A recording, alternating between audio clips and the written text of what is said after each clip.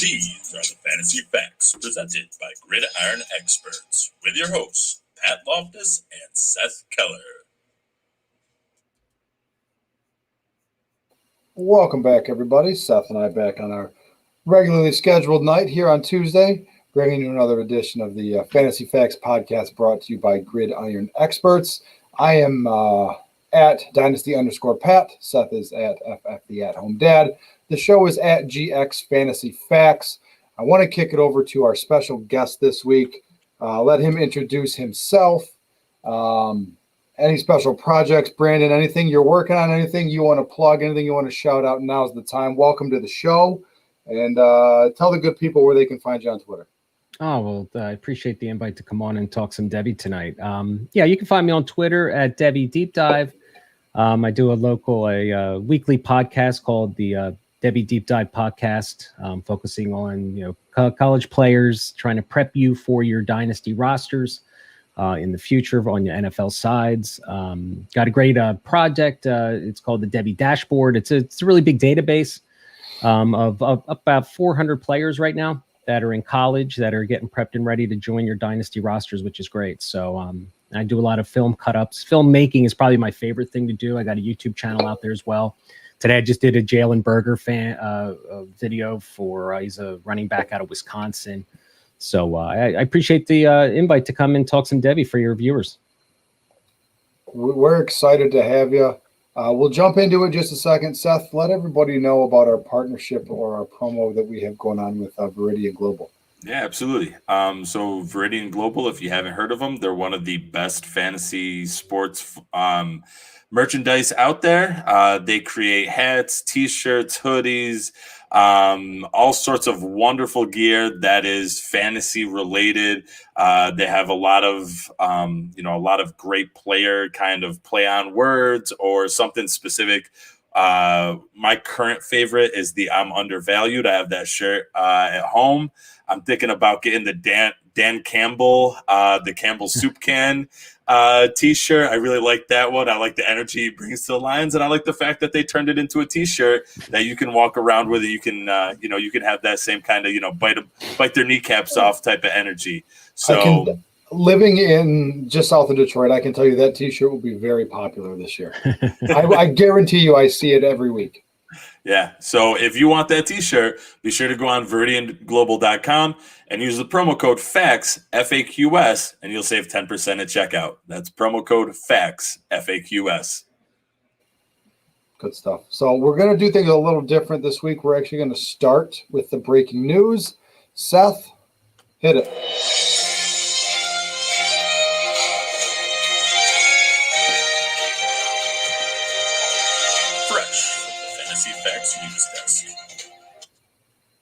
So there's kind of a mixed bag here tonight. Some good news, some bad news, and some that I don't think really comes as a surprise. Let's start in Green Bay with Aaron Rodgers.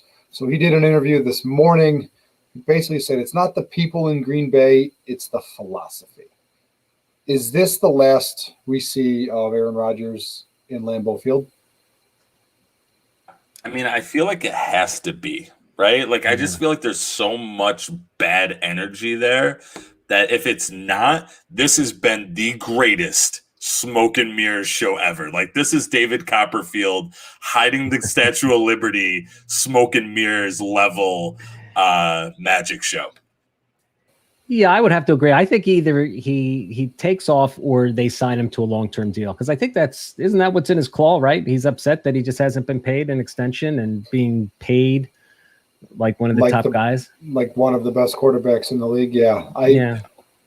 I think they can't let him walk. I don't think they're going to get fair market value in return. So I think they're just going to back the truck up. Look, we'll make you happy. Maybe, and this is a great segue into our next breaking news is the Julio Jones trade talks. Could Green Bay finally go out? I mean, he has Devontae Adams, but could they get him another wide receiver? That's all he's been asking for is more weapons. Can they get him Julio Jones? I mean, I don't know what their cap situation is, but I agree with you. I think if they backed up the truck for him, money can solve a lot of problems and can make feelings feel a lot better. So Yeah, I mean, I can't disagree with Aaron Rodgers. I mean, they pass seems like every draft on getting some good wide receivers to give him the support that he needs. I think if they were to bring in a player and pay him, I think he might stay. But I think it's 50-50 at this point. Who knows? Yeah, and I don't want to knock my guy Amari Rodgers because I feel like he's one of my favorites right now, but he's not going to be a favorite if he doesn't have Aaron Rodgers tossing him the ball. And he would also not be one of my favorites if Julio Jones went to Green Bay because there's just not a lot left there. Was Amari Rodgers one of the guys that didn't participate? Weren't the top five? It was Adams and Lazard and ESB. The top five wide receivers in Green Bay didn't participate in OTAs or something like that. I feel like that's a bad move for a rookie, but I don't know. I saw the tweet real quick. I was like, well, that's interesting, but I didn't check to see if it was because none of the receivers they want to stand by Aaron Rodgers. They're not going to go participate if he's not. So I just didn't see Amari Rodgers' name. Or I don't remember seeing Amari Rodgers' name on there. We'll have to look at that. I could say one thing though. Whatever they decide to do, I think they should do it early, and yes, if they're going to move them, then move them soon. So because you can't go into the fall, you can't be in July and August with a disgruntled quarterback. It's just not good for the team. I think the team would have a very hard time being successful if they go in with that kind of distraction into the season. Especially a player like Rodgers' caliber. It's not. Right. It's not like it's the Lions and Jared Goff, somebody that just came in, or a rookie that just came in. It's one of the best quarterbacks of our generation. Sure. And they just don't seem like they're doing anything they can to keep him there. Yeah. Well, from one of the best quarterbacks of our generation to one of the best wide receivers of our generation, Julio Jones got called in the middle of Undisputed, yeah. And on the phone with Shannon Sharp said, in regards to Atlanta, I'm out of there. And also said that he doesn't want to play in Dallas because he wants to play with for a winner, which kind of hurt me a little bit. I was like, you know what? We don't want you, Julio. We have enough. Okay. I don't need another wide receiver. If you're going to play cornerback, maybe. I would love to see you. I'd love to see you rip a ball out of a wide receiver's hands the way you do out of a cornerback's hands. But you know what? I'm okay with you not. Julio's got a pretty impressive defensive highlight reel. If you've seen some of them, he's a pretty damn good defensive player too. Sure. Yeah. Like I said, you want to come and play cornerback for us? All right, I'll entertain the idea at least. Yeah, there's been a lot of talk on Twitter too about where his value is. Right, if you got shares of him, it's going to be very interesting to see where he does land and how his value is affected. But either way, I think he's got maybe another year or two before. I mean, he's a declining dynasty asset in my mind already. I probably would have sold him by now. Unless I'm a contender in the top, being able to really contend. But it's going to be interesting to see where he lands, if he chases the money or if he actually goes where he wants to win. I mean, if he wants to win, there's only a handful of teams he can go to that are kind of in that win now, compete for a championship window. And I saw New England was trending for a hot minute. I don't think, again, he's 2 years, 3 years tops. New England's probably not contending in 3 years. So there's not many teams he can go to if he wants to play for a winner. So that really limits his options. Yeah. Yep. All right. Speaking of winners, Tampa Bay, Antonio Brown is officially re-signed with the Tampa Bay Buccaneers. Does this move the needle for anybody? I mean, other than stunting the growth of a couple of young wide receivers on that team, is it that big of a deal? I don't think it is. He moves up my ranks a little bit in terms of best ball, I feel like, because it took him a while to come into form with Tampa Bay. And then towards the end of the season, he looked, I don't want to say like old AB84, but he looked a lot better, right? And he started making strides and he started looking like he might be a viable asset. I think he does a lot for what Tampa Bay does on the actual field. On the fantasy field, though, it's going to be really difficult to determine who do I play on a week-to-week basis, because whenever you have that many top caliber type of guys, it's difficult to pinpoint okay, this is going to be the week where AB is going to be a wide receiver one. Wait, no. This is the week that Mike Evans is going to be the wide receiver one. No. Wait. This is the week that Chris Godwin's going to be the wide.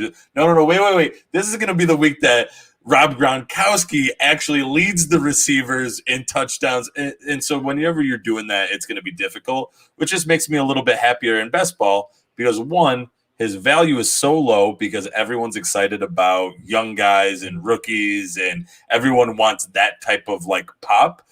But he's so low in best balls, you can scoop him up for relatively cheap.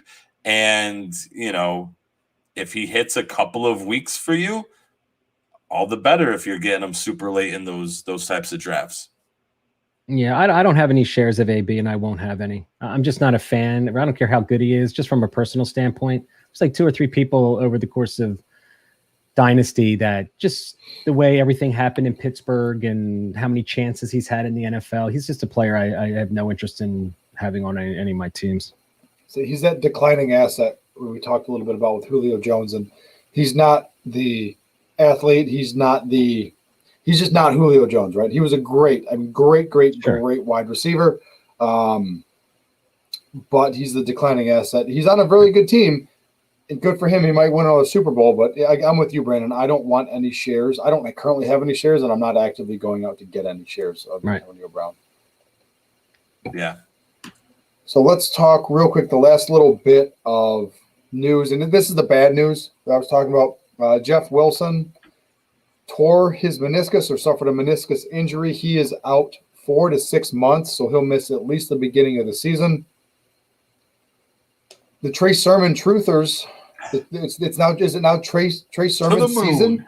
Is it Trey Sermon season? Can we officially call it that now, or is it still Raheem Mostert, or is it the field? Is it everyone else? And I'll pipe in on that. I mean, I've been a Trey Sermon guy. I thought the way he ended last season showed me that he can be a bell cow. And I think Shanahan might want a bell cow. I think he's had to deal with a rotating backfield and a committee backfield for the last 3 or 4 years because he's had a bunch of average guys and he's had to make do with them. And I mean, they took him, I think he was day 2 draft capital or maybe early day 3 Trey Sermon, but I don't know. I'm thinking that it's going to start out the season as in a rotation. I don't care about Jeff Wilson. I mean, he's not somebody that you should be highly sought after anyway. But I think out of that backfield, Trey Sermon, I'm hopeful anyway because I got so many shares of him. I've had him in a lot of my Devy teams, and I've had shares of him. I'm hoping by midseason he is the ball carrier who's getting at least 20 carries a game. I think Shanahan wants that kind of player. I just don't think he's had it on his roster for the last few years. Yeah. And I feel terrible following up with this because Brandon made such good points, but I'm going to go in the complete opposite direction. Can I get a little Jermichael Hasty love? Just a little bit. Come on. No. Stop. All right, fine. No Jermichael Hasty love. We talked about Trey Sermon on a previous show, and I'm trying to find basically Trey Sermon is the highest running back that John Lynch has drafted since he's taken over in San Francisco. So that tells you something, like to your point, Brandon, they've had a bunch of average guys. Well, now they've invested draft capital. Right. Trey Sermon's a damn good running back. If he's not the starter from day 1, week 1, I don't think it's long before he takes over that backfield. Me either. Yeah. I still need a little more convincing. I need a little more push to get on board the Trey Sermon kind of hype because I feel like it's just gone in leaps and bounds from like where people view Trey Sermon before the draft to after the draft. He kind of took like that CEH like massive leap, and then with this news, I feel like he's going to take another massive leap. And at some point, like in rookie drafts, he's still going to be around that end of the first round. But I feel like getting towards like redraft and stuff like that, where you'd want to take a little bit of a flyer on him, you're thinking a little bit later. I think his value is going to go, or his cost is going to go up so high that he's not going to be quite the value that you would have been able to get him, literally a day ago when that news broke. So, right. Yeah, I think I call it the Shanahan effect. I feel like every player that gets drafted by San Francisco, whether it's Trey Lance in the quarterback position, if you're a wide receiver, Dante Pettis, I got stuck with him 3 years ago because they traded up for him, and I got sucked in the Shanahan effect. I think that's what it is. I think that everyone looks at him as the guru, and anytime somebody lands on his team, they're expecting good production. So, I mean, it's happened sometimes, but other times it hasn't. Yeah. There's just like a simple mathematical like limit to what people will be able to do. Not everybody can be great. Right. And I think that's what it is. It's just everybody's like, well, somebody will be good. Somebody will be great in this offense. And if I pick the most obscure one and they hit, then I'm going to look like a genius and no one will remember if I'm wrong. So I think that's where craziness. We'll remember. I'll remember. I've written down JaMychal Hasty here. Hey, I still got a little love for him. That's all right. If he doesn't hit, so be it. Oh, we all have those kind of players, man. We all have those those late round loves that we were hard to pass up on, right? Yep, absolutely. All right, so we're doing it a little bit out of order, but that's all right. It's time to pop one open with the opening question. So we brought Brandon on this week to talk Devy, and the opening question comes from the pre-show conversation that we had.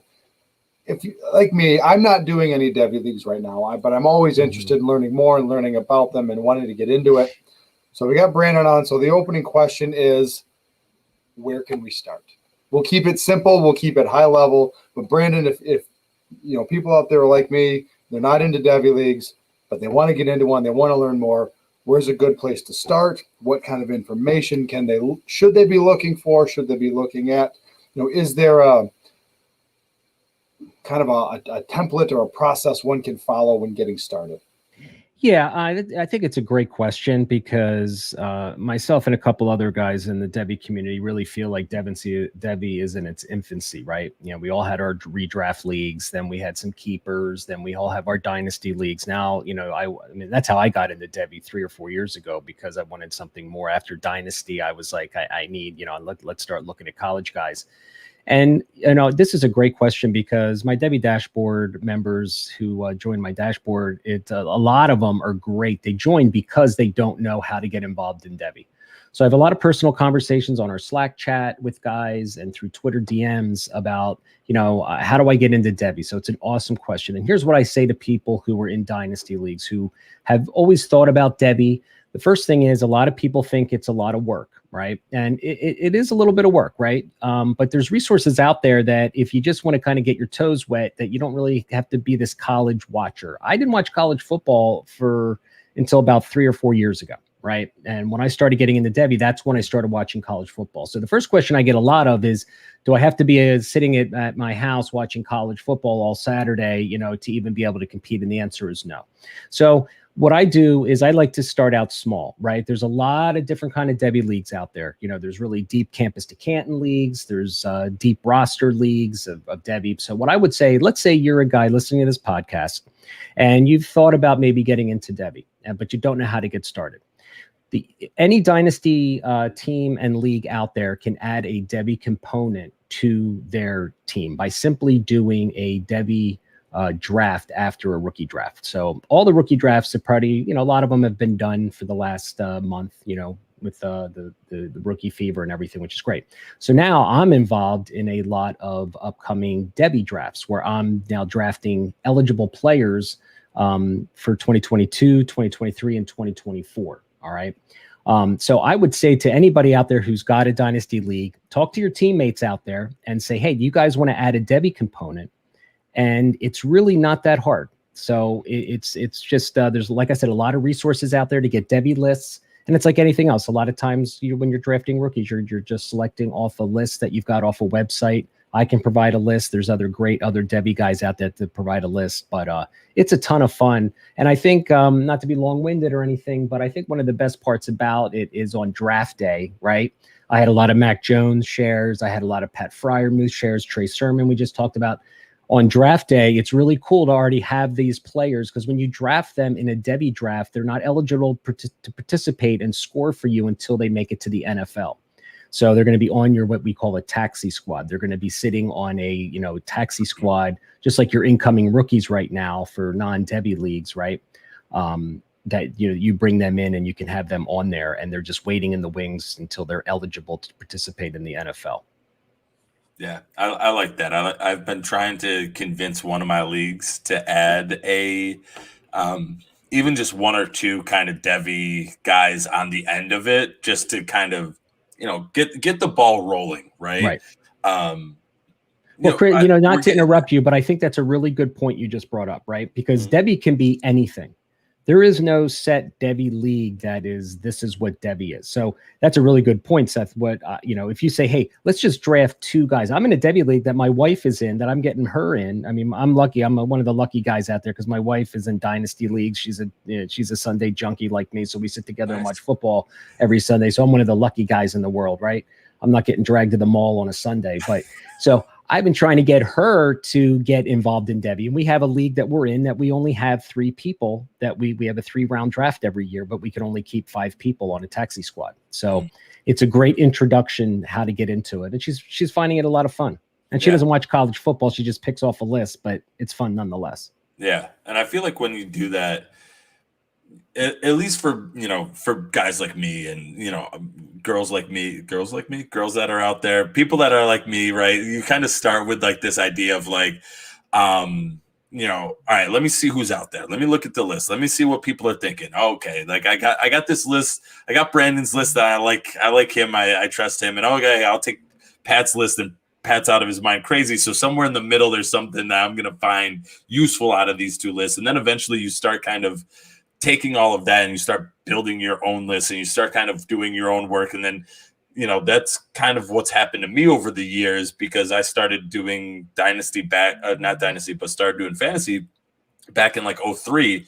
And that was, like you said, I literally looked at, I was looking at a list, I was looking at my players, and I came up with like, okay, this would be my team. And I just had no clue what it actually was going to be. It was just absurd what I thought was going to happen versus what actually did happen. And now, I've obviously grown over almost 20 years now of like doing my own rankings and stuff like that, where like it just continues to grow and build. And that's where I think like Devy can be a lot of fun, where, start with dipping your toes in, get a little bit here, get a little bit at there.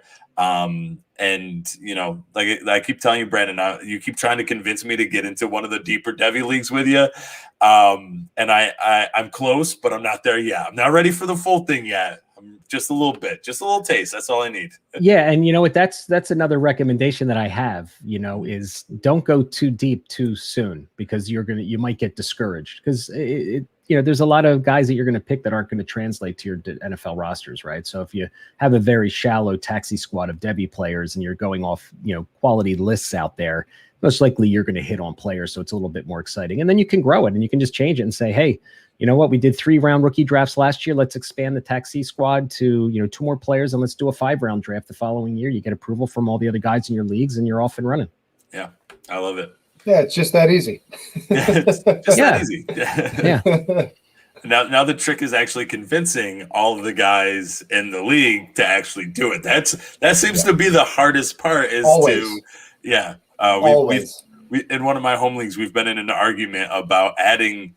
In one of them, it's so old school that we're like arguing about how to add a taxi squad, and it's been like an ongoing argument of how to add a taxi squad. And it's like every other dynasty league out there. Come on, people. It's not that difficult. We can do it. We are all college educated young men. We can figure out how to make this work. And it's still like just all arguing back and forth. Your home league's a dynasty league. My home league is still a redraft standard score. We just got rid of fucking defenses and kickers. Yeah. But the other nice thing about Devy too is if that you do get into it, it really gives you an edge over your dynasty, other owners, because you've got your eye on the upcoming classes before they do. Because for most dynasty players, they're not looking at rookies until after the college season's over. It's a month and a half before the NFL draft. Then all of those guys, the dynasty guys on Twitter and writing articles, they're all breaking it down. But in Devy, we've been doing that 12 months in advance, right? So we already know, the Najee Harris and ETNs. I was so ready. I couldn't wait to stop talking about those players come draft time, because we have been talking about them for the last year. We're already talking about, Breece Hall and Isaiah Spiller and Treylon Burks and Pickens and a bunch of guys that next year are going to be on your dynasty rosters.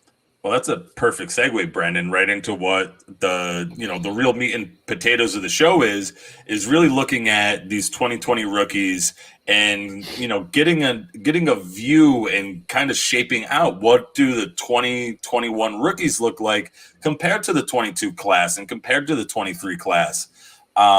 So, like you mentioned, you're looking at these guys long before we are as dynasty players. I mean, I usually start going really deep into who's who right around, the Super Bowl. And I spend, about a good 3 weeks before the draft trying to go really deep into, trying to get a good breadth of all the players out there, but then going really deep into a handful of players that I'm really interested in. Right. So these 22 and 23 players, like I've heard a handful of the names, but you got names in here, even in our short list, you have names in here of guys that I'm like, ooh, who is this young gentleman here? I wonder that first round pick that I have in 2022 or the couple I got in 23. I wonder if it's going to go on one of these guys. I'm going to be copying and pasting this show sheet into my own separate Excel sheet for later. Yeah. Well, you should see my dashboard. It's pretty slick. So I know Seth has seen it. It's got 400 of these college players. It's basically a research center, and I have ranks for every position for every year. It's pretty cool. Yeah, that's fantastic. It's beautiful. If you haven't checked out Brandon's Devy dashboard, you should definitely get on there. It's on Notion. It is phenomenal. Reach out to Brandon at Devy Deep Dive. Check it out because it's some beautiful stuff on there. So with that being said, let's jump right into it and looking at running backs, right? Mm-hmm. So this year's class of running backs, we had Najee Harris going off the board first, then Travis Etienne, both of them first rounders. Then you have Javonte Williams, Michael Carter, and then after that you kind of get into some. I left off Trey Sermon. I'll throw him in there.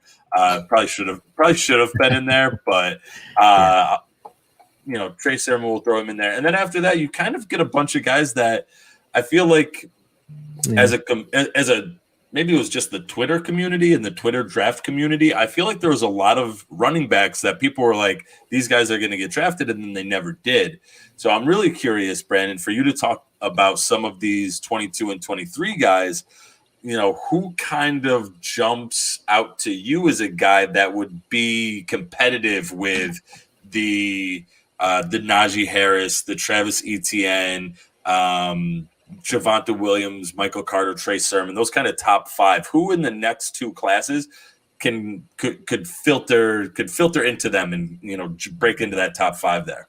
Well, I think there's probably between the two classes, I'm going to say there's maybe 6 or 7 guys, right? And in the Devy community right now, the overall thought process is the 2022 class, which is next year's class. When the draft is when we refer to the dates and the year, is kind of weak. There's 2 guys at the top. You got Breece Hall and Isaiah Spiller.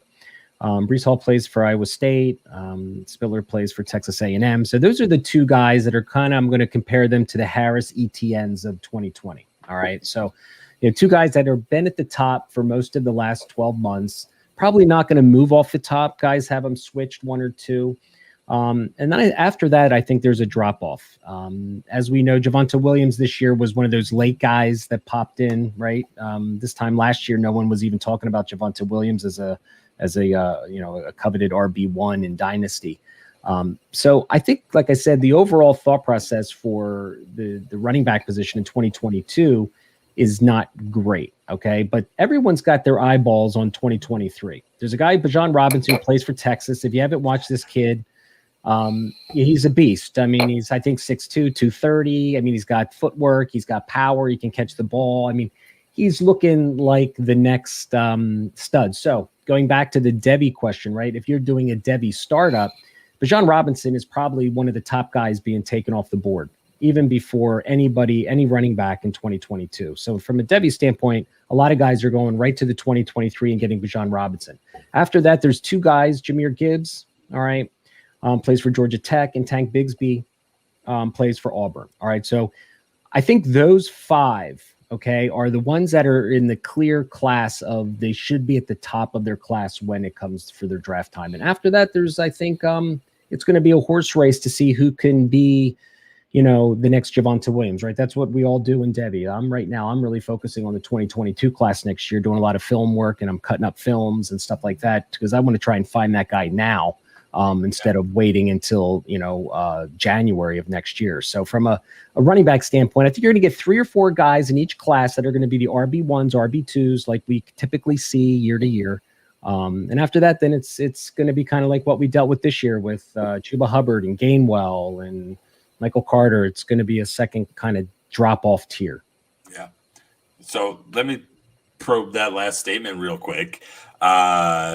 Michael Carter, what are your thoughts on Michael Carter? Because he's a guy for me that, like, I actually, before the draft, there was moments where I'm like, I think Michael Carter can be a better running back than Javonte Williams.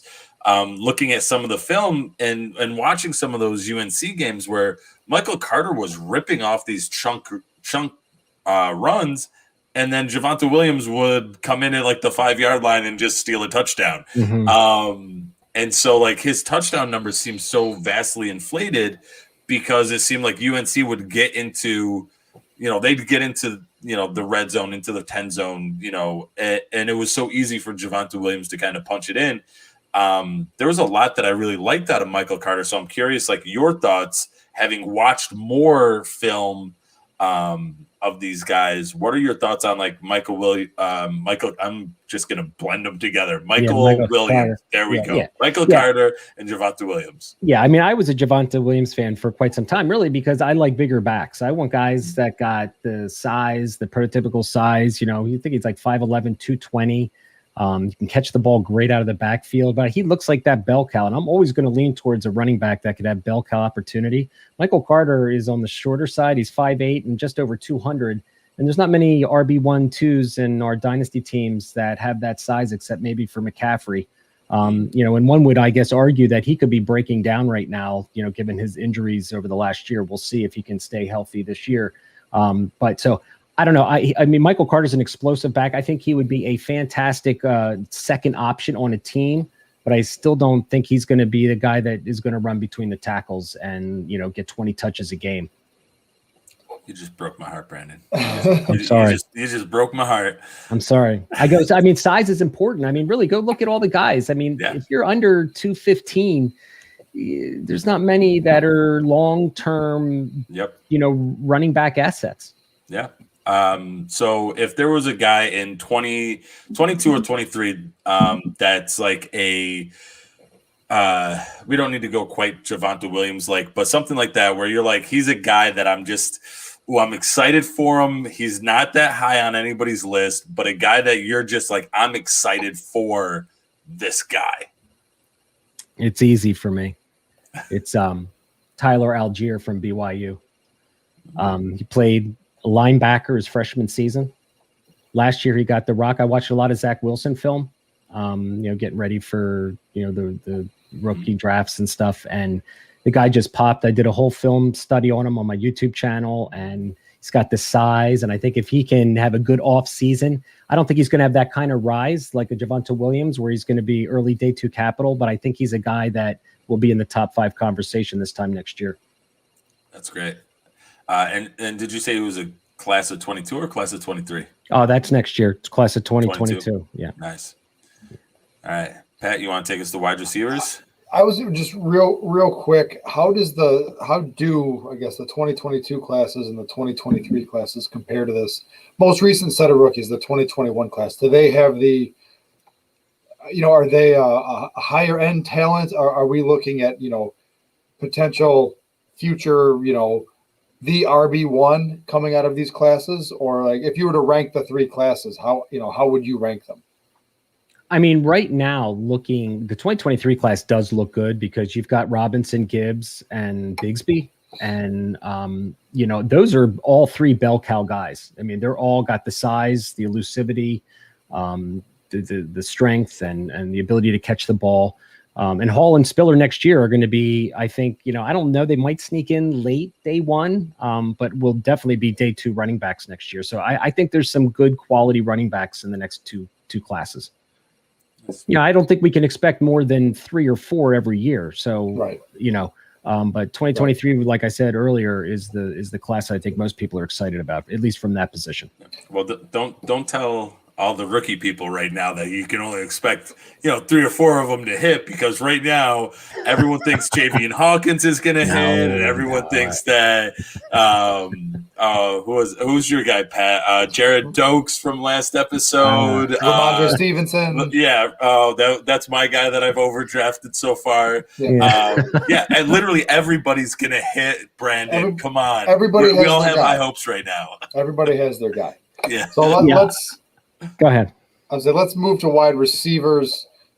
This was in my opinion, a very top-heavy class with guys like Jamar Chase, Jalen Waddle, Rashad Bateman, Devonta Smith, but also deep. You had a lot of depth in this class as well. So how do the 2022 and the 2023 classes kind of shape up compared to the 2021 class? Who are the guys that kind of stand out to you now in 22 and 23?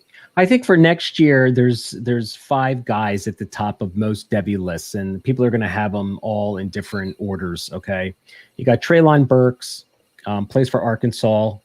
George Pickens, great receiver. He's like one of my favorite receivers. I did a whole film study on him on my YouTube channel too. He tore his ACL this spring, which is a real bummer for me, but he's got that alpha attitude out there who could really be a nice player. Garrett Wilson plays for Ohio State, big kid, 6 foot, 200 pounds, should have a breakout season. And Chris Olave is his, partner in crime there at Ohio State. Now, a lot of people thought Chris Olave was going to come out this year, and he went back.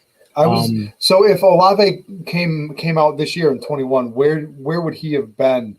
Knowing what we know now, where would he have been? I think he probably would have been down in the 6, 7, 8 range. Yeah. 5, 6, 7, 8 range. I don't think he would have gotten over Waddle or Devonta Smith or he's a little thin. So I think, I question his physicality, but, everyone's questioning, what's his name's physicality. Devonta Smith. Yeah, Devonta Smith. So, that's not a good argument. Yeah, exactly. Yeah, right. And then there's one other guy, David Bell, who really, really exploded when Moore got hurt.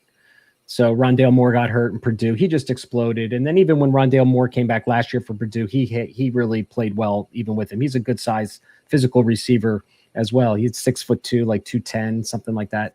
So I think you've got 5 or 6 guys. After that, it's like everything else. You got Justin Ross, you got Joe Nagata, guy I really like from Penn State. Jahan Dotson, I think, is going to be a riser for me. So I think you got 5 guys in the Devy community next year for the 2022 class. And I think it gets a little murkier at 2023 because there's a lot of football left to play. Yeah. And I feel like wide receivers, they like hit young and then like stay super high on people's board, or they kind of like move up and then they kind of grow into it a little bit more. And I feel like, you kind of get those 2 sets of guys. So, to think in 2023, we might have a guy, that's going to hit over this next year. That's going to like fly up people's boards. That's going to break out at age 19, right? That's everybody's like, that's their number, right? You need an age 19 breakout year. Right. So yeah, I want to go back to Chris Olave for a second, because in rookie drafts, before he chose to return, he was going in the like back of the first, second, like to mid-second type of range there. What does he need to do to like show people that he could be like at the top? Like, is there something that he can do, or is it just like he's probably not ever going to quite get to the top because he doesn't have that prototypical size? Or is there like something more that people are waiting to see from him? Well, I mean, for me personally, I felt, especially back in 2019, I recorded like all his plays. I felt he was more of a product of the system of Ohio State, getting open in lane, in open zones and stuff like that, where I didn't really see him with press coverage, like one-on-one, breaking out and beating defenders. But last year he did a little bit more of that. I think he's in the same situation as Devonta Smith, right? I mean, everyone expected Devonta Smith to come out as a junior. He shocked everybody, came back. He still had the draft capital, even as a senior. I know you analytic guys don't like that, but right. So, I mean, I still think he right now is going to be, if he comes out and has a super productive season, especially with all the talent that Ohio State, I mean, they just crushed it in the recruiting this year. They've got so many guys coming in that if he really is the top producer on that team, it's going to be like the Devonta Smith effect. I think he's going to get the draft capital next year. Yeah, that's great. Pat, you got another question in there? No, I'm researching now. You sent Pat on like he's now looking at Ohio State wide receivers that he can try. No, I'm a Michigan fan. I have nightmares about Ohio State wide receivers. Yeah, everyone laugh at Pat because he's a Michigan fan and a Lions fan. Damn yeah, oh, so much pain for you. I know it really is. But just to finish up the wide receivers and Devy going to the 2023 class, because we really didn't touch on them. I mean, it's still really, really early. I mean, there's a guy, Keyshawn Boutte from LSU, who just really, really broke out this year, who's probably on the top of everyone's list. Raheem Jarrett from Maryland had a nice rookie season. Marvin Mims from Oklahoma and Quentin Johnston from TCU. So, I mean, there are some guys, but it's like a horse race still. I mean, there's not that class right now just doesn't have they just haven't broken out yet. I'm expecting this year that like 3 or 4 more guys will add to that list. Yeah, that's great. And actually I got one more personal question because why not, Brendan? So I've watched a good amount of film, right? Mm-hmm. Nowhere near the amount that you've watched.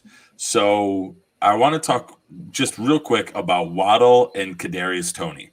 And so I feel like Waddle, from what I've watched, right, and maybe I just haven't watched either enough or I haven't watched the right games, I see a lot of manufactured plays and a lot of manufactured touches for Waddle, which makes me a little nervous for what he's going to turn into in the pros.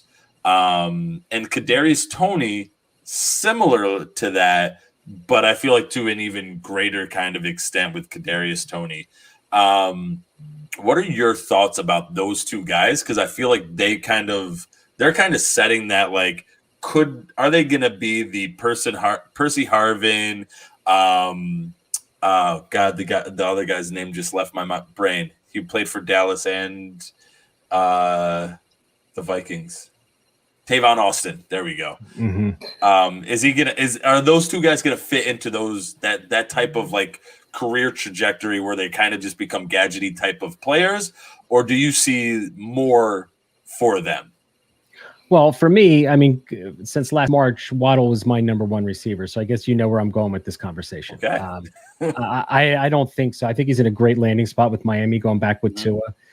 What I love about Waddle was just his explosiveness and his play strength and his contact balance. I think he's got the whole package. I think he's electric. I think he's 5 times better the player that Kadarius Toney is.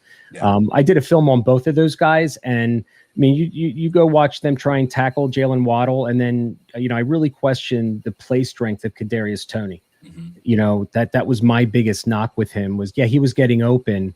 But I just didn't see the same player. And Jalen Waddle can win short. He can win vertical. He wins all over the field. I mean, he can win in contested catches. I think he's a special player, and he's going to help an NFL franchise in special teams. Yeah. He's going to be absolutely dynamic. So he's going to be on the roster, but I don't know. I think Waddle is light years ahead of Kadarius Toney.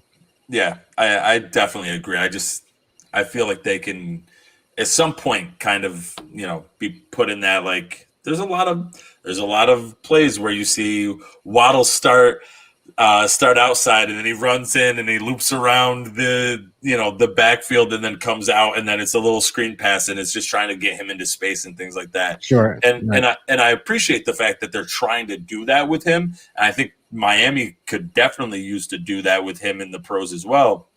I just felt like it felt like his highlights were either that deep contested ball or a very manufactured touch where he was getting the ball out in space. So I actually really appreciate hearing you be like, no, he's my wide receiver one, Seth. You need to go watch some more film. So I'm all right with that. I've always liked his skill set. I think if he's used properly, he's going to be a dynasty dynamo. Yeah. And that's always the question though, isn't it? That's always the caveat, right? Before the draft, it's if they go to a good landing spot. That's if they go to a good landing spot, and now that they're in the landing spot, it's like, well, if the coach uses them the right way. All right, you guys ready to talk some quarterbacks? Let's talk some quarterbacks.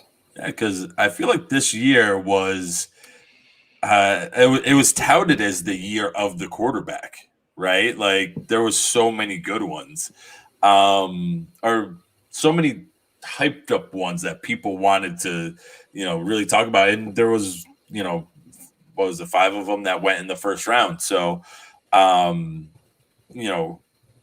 who stands out to you, Brandon, if you can, like, not choosing Trevor Lawrence? Because I feel like he's kind of the one that everybody's like, Trevor Lawrence stands out. So not Trevor Lawrence. Who else out of that first round group of quarterbacks stands out to you?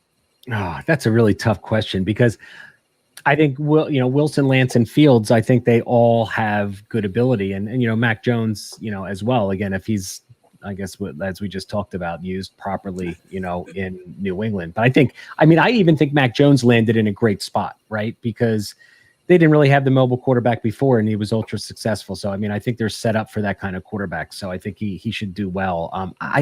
It's just really, really hard for me not to like Trey Lance. I just fall in love with that athleticism. And I think Shanahan did too. I just think his versatility, his toughness. You watch that kid run the ball and his arm strength. And you know what? Is his mechanics great? Probably not. Does he have the best long ball accuracy? No, but none of these kids do, right? They're going to get in there, they're going to train. But the NFL, to me, they're drafting quarterbacks that have traits, right? We're going to talk about a guy here for the 2022 class shortly, Malik Willis from Liberty. He's the same kind of guy. He's going to be next year's Trey Lance. Now he's starting to get draft buzz right now.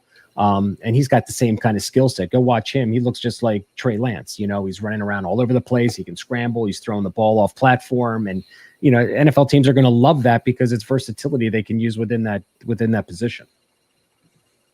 Yeah, I like that. Let's see here. So I think we kind of hit on all of them there. I'm going to throw one other question out there, Pat. I don't want to steal your thunder. Yeah, have another sip of beer, Pat. I need it. Yeah, good for you. Don't we all? Out of the kind of next tier of guys, so you have guys like Kyle Trask, Kellen Mond, Davis Mills. I feel like I'm forgetting somebody Ian in there Book. also. Ian, really? Because isn't he like another tier below? But we'll throw him in there. Ian Book. So this is more dynasty than actual play. Any of those 4 in terms of dynasty? Because Pat and I have had a little bit of a discussion about these 4. So I'm curious from your perspective, who kind of returns value in terms of dynasty? I don't know if I had to take a shot with any of them. I think I'm going to say Davis Mills. He wasn't really super productive in college, but the fact that the Texans took him, I've seen Kyle Trask. I've seen him throw the ball. He's got his good and his bad. Kellen Mond, I'm not a fan of. I don't know. I haven't really watched a ton of him. But if I had to choose one of those guys, I think I'm going to go with Davis Mills. He was a high recruit coming out of high school, and he had a lot of injury problems and stuff. And I think he's going to have a pretty good opportunity there. He should see he has a good shot at seeing early playing time compared to the 5 guys that were taken in the first round. Yeah, I'm not optimistic in any of them. They're going to be like a starter on any of our dynasty leagues.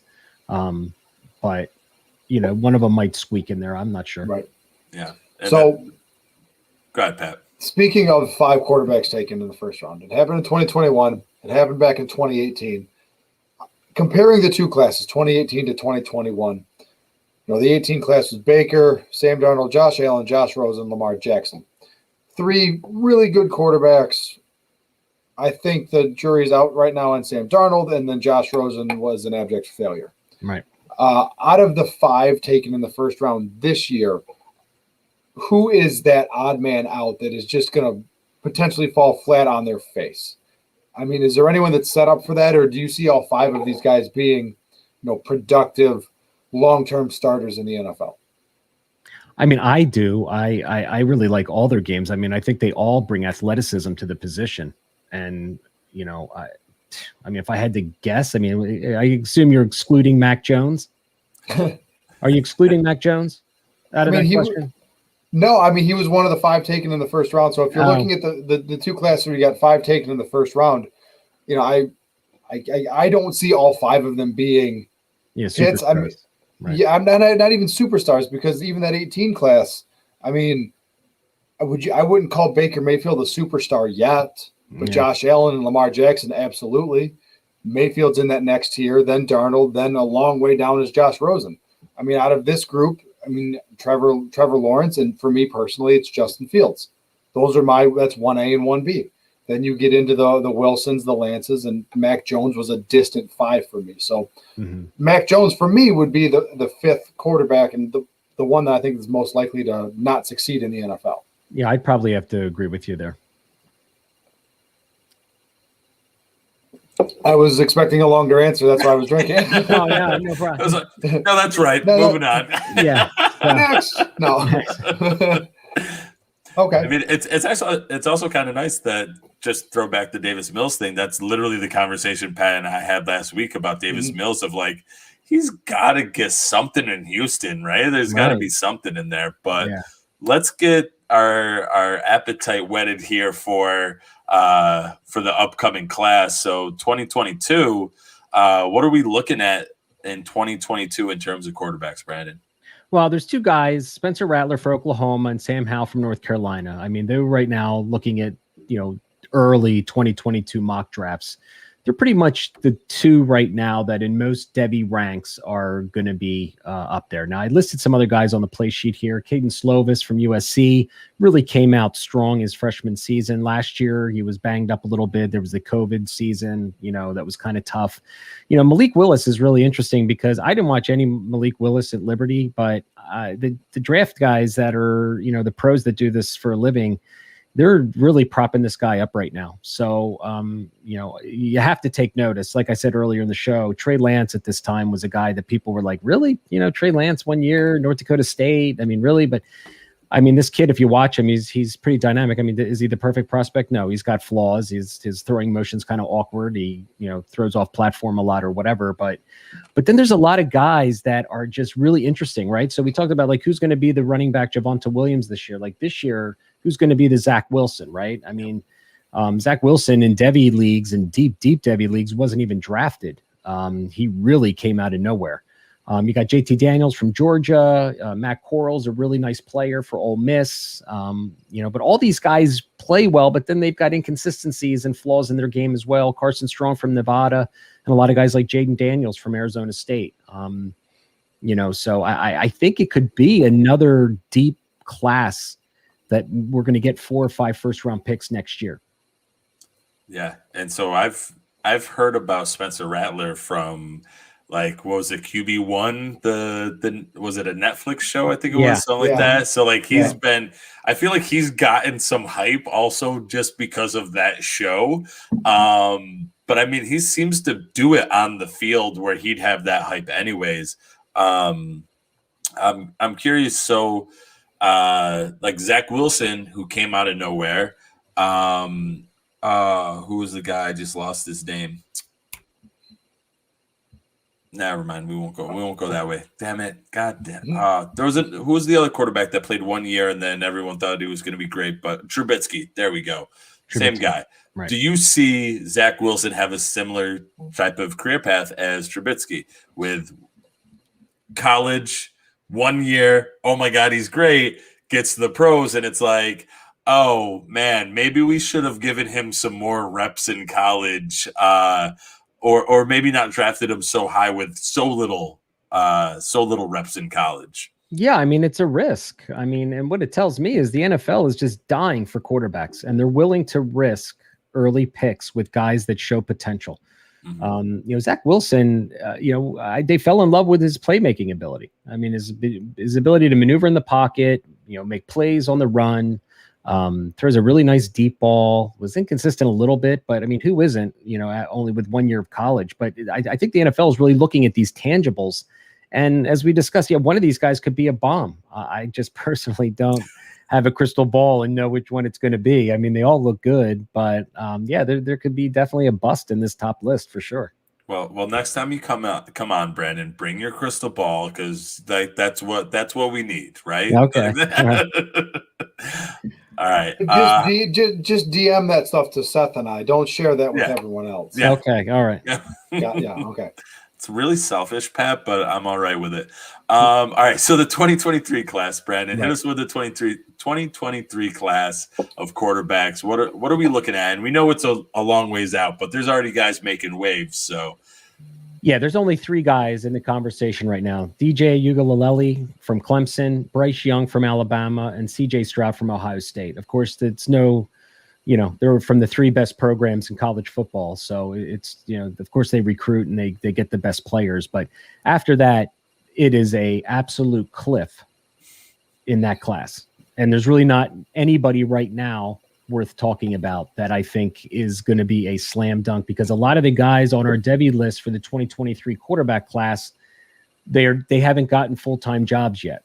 It's all basically they're just starting this year, or they had a very subpar freshman season. So there's not too much to get excited about. So a lot of football left to be played. Those 3 should translate. But after that, like the 2022 class, we got 5 or 6 names that are a little deeper, right? Because we've seen more film. We've seen what potentially they could do in the NFL. But for the 2023 class, it's just too early. Yeah. And it's definitely interesting to hear, that here's the 3 names and here's the 3 top programs, and look, they're tied together. It's not like we have a guy like North Dakota, Liberty. Those guys aren't there anymore. Right. I would love for once for University of Buffalo to be like, here's our guy. Like, look at him. He's going to be amazing. I need that in my life. Here's the Jarrett Patterson and him being an undrafted rookie and making a name for himself in Washington. Cheers, Jarrett. You go win us something.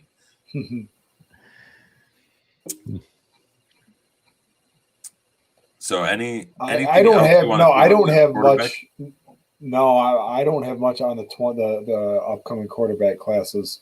No. We've covered everything so far that I thought that I wanted to learn more about. I'm selfish though. That's me. Yeah. I think to talk about any other names at this point is just premature. Yeah, that's fair. All right, so let's do a little bit of tight ends, and that'll help us round out the show. So this year we had Kyle Pitts. And that's it. Okay. No. Whoa. Time out. If you're listening to Fantasy Twitter and only Fantasy Twitter, that's kind of what it seems like, because he's already the number 1 tight end in Dynasty, right? Isn't that what we're all believing right now? It's crazy. So we do have other guys. We have Pat Freiermuth, we have Brevin Jordan, Hunter Long. Who am I missing? There's a few other people that have, Trey McKitty, guys that have gone, have relatively decent draft capital in this 2021 class. So give us kind of your thoughts, Brandon. What are we looking at in the 2021 class? And if you want to kind of throw in there, like, here's a 2022 guy that, is, 2, 3, maybe 4 on this 2021 list, feel free to do it. Yeah, I mean, I've always been a Pat Freiermuth guy. Living outside of Philly, I've watched Penn State games. I like him a lot. I think he's going to do. I wasn't thrilled with the landing spot with the Steelers because they really haven't utilized their tight end. I was really bummed with that landing spot. They got a lot of pass catchers too, and only so many hands to catch the ball. But I still think he's got a great skill. He's athletic enough to win intermediate and short and can block, so he's going to be on the field. The tight end classes coming up are extremely weak. In fact, the number one tight end right now, if you're going to doing a Devy startup, you're going all the way to the 2023 class and you're picking Michael Mayer from Notre Dame. And then you're going to the second guy who you're going to pick. And this is consensus because I'm doing Devy mocks all the time and I'm in a ton of, Devy leagues anyway, is Eric Gilbert from LSU.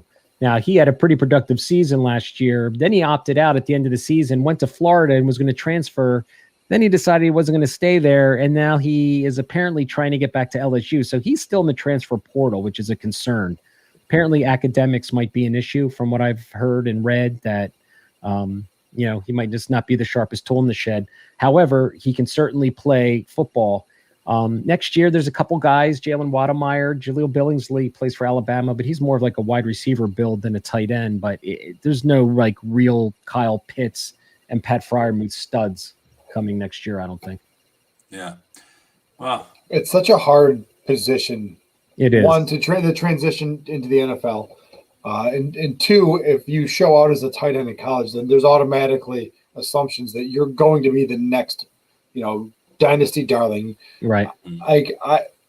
Kyle Pitts, I hope he pans out. I have a couple shares. I hope he pans out.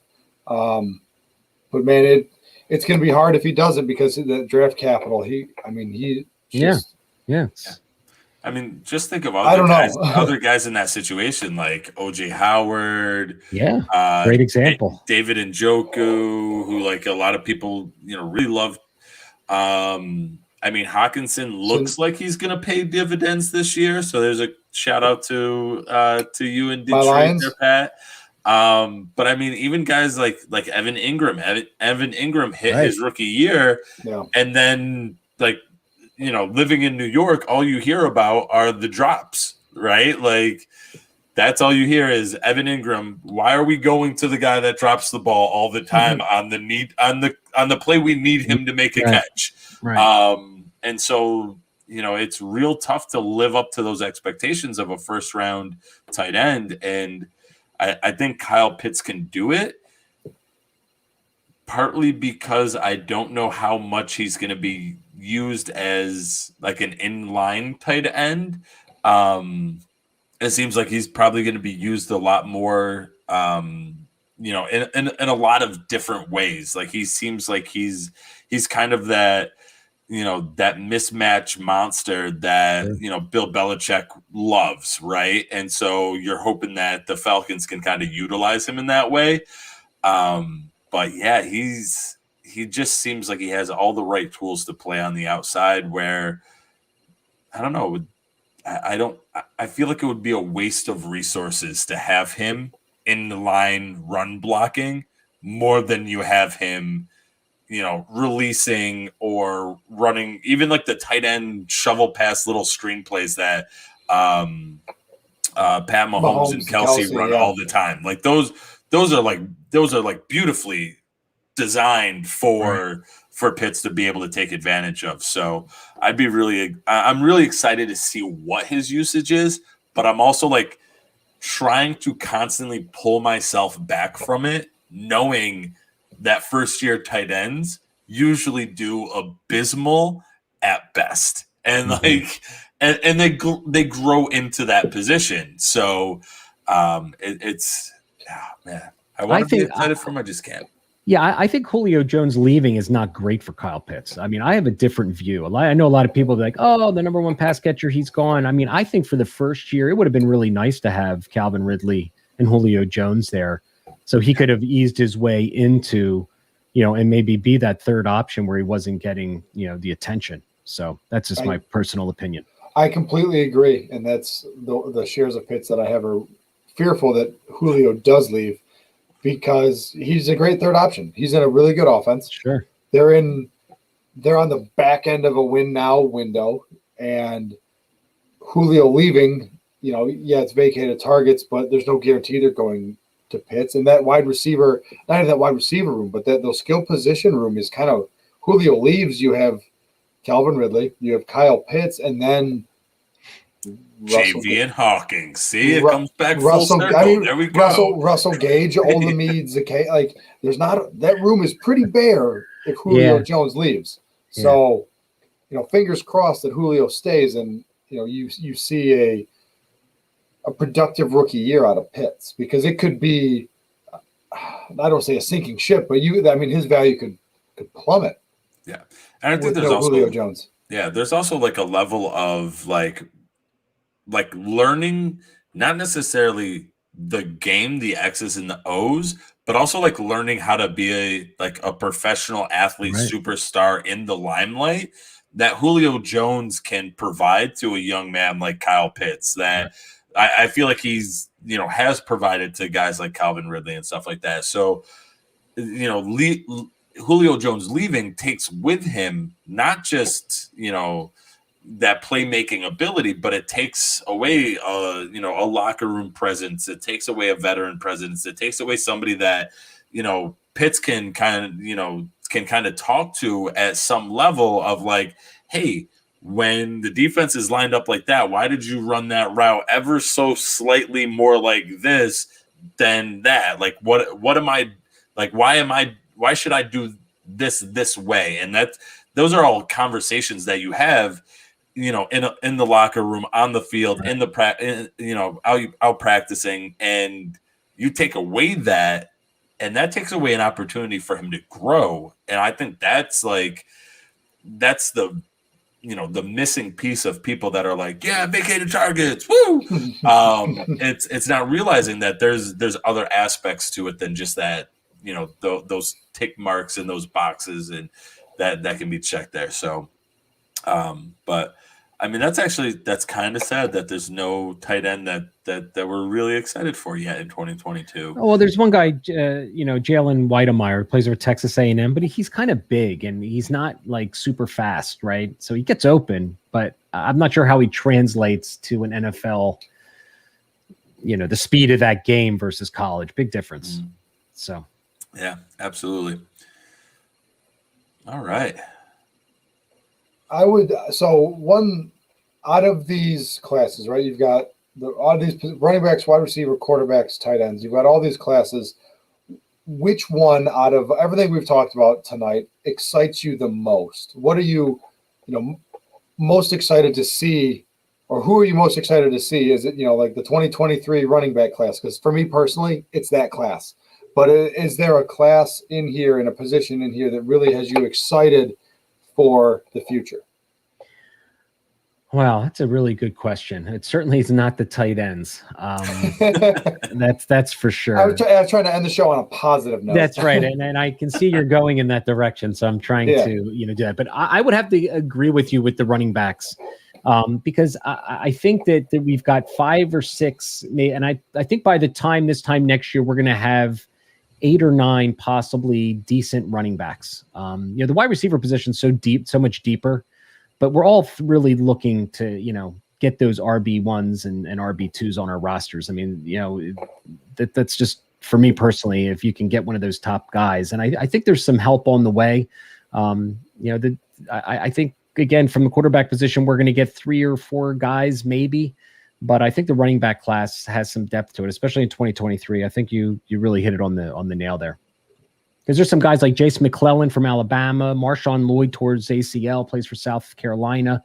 He was a really high recruit. He hasn't even stepped on the field yet. I have a lot of shares of him. So it could be a really, really nice class in 2023 running backs. All right. That is what I like to hear. Yeah. Especially because I've already started accumulating some 2023 picks in some of my dynasty leagues. So Same. Hearing you say that, Brandon, just makes me feel like I'm ahead of the game. That is word on the street right now in the Devy community. It's like, give up the 2022s, go to the 2023s, but there's going to be some damn good receivers coming out next year. So yeah, I like it. Some worthwhile advice there. Really good stuff. Really good stuff. Thanks so much for joining, Brandon. We really appreciate it. No, let the people know where they can find you on Twitter. And again, anything you want to promote before we leave the show tonight. I just want to grow Devy. And if you're listening to this podcast and you've want some more information on how to get started with your league, or you need bylaws to start one for yourself, I have all that information. I'd love for you to reach out to me at Devy Deep Dive on Twitter.